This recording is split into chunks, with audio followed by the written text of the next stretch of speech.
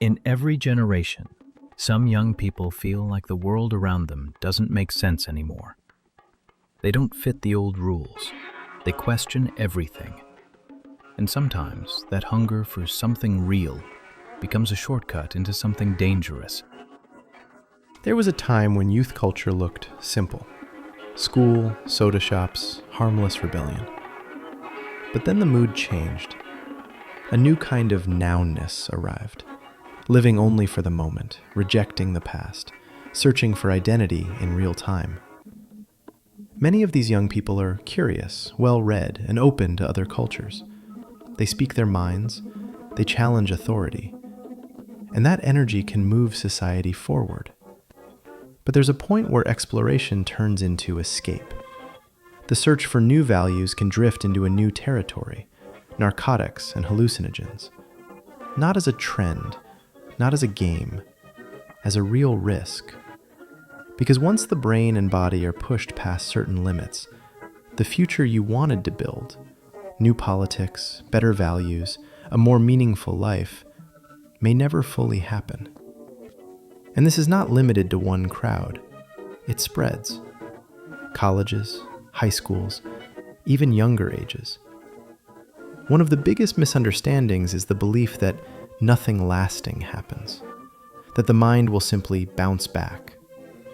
But many substances carry real medical risk, and the deeper danger isn't only physical, it's psychological, because the mind itself can become the battlefield. For years, people tried to reduce this issue to a single word: addiction. But the more useful way to understand it is this.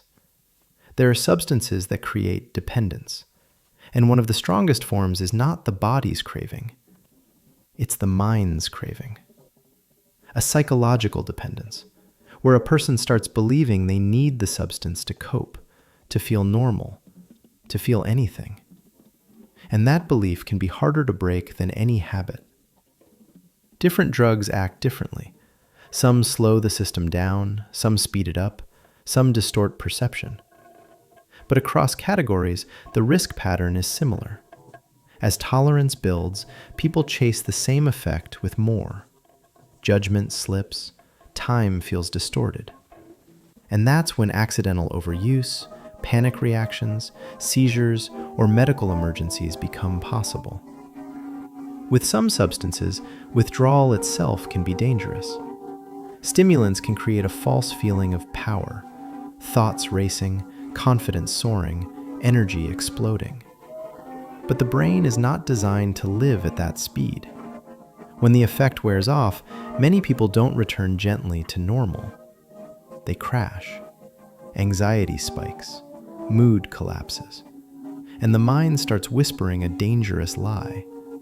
Take more, or you won't survive the feeling.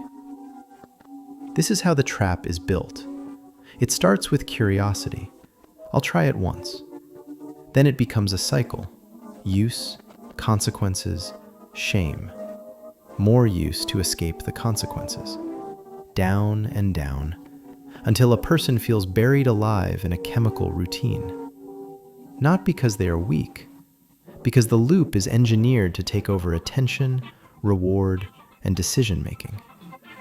For teenagers, the damage is often deeper, because adolescence is the stage where a person learns to make real decisions, to tolerate discomfort, to build identity, to become an adult. Drug use interrupts that training. It doesn't just change a mood. It can freeze growth at the exact moment growth matters most. If society feels broken, drugs are not the tool to fix it. They don't create clarity. They steal it. And meaningful change, personal or political, requires disciplined attention and a clear mind. The real danger is not only the substance, it's the closed mind that refuses facts. This issue can't be solved by police alone. It needs communication, between generations, between friends, inside families. And it needs young people who can think clearly, because they have the most to lose, and the most to build. This film showed one era's warning, What matters now is what we do with it.